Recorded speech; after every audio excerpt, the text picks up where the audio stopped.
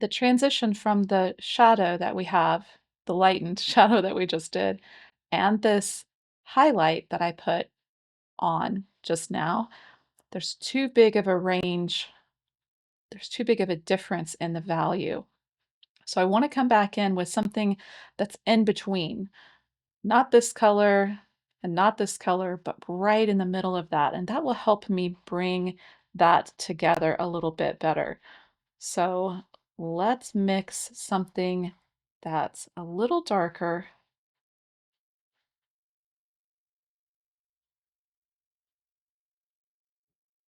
to bring those together.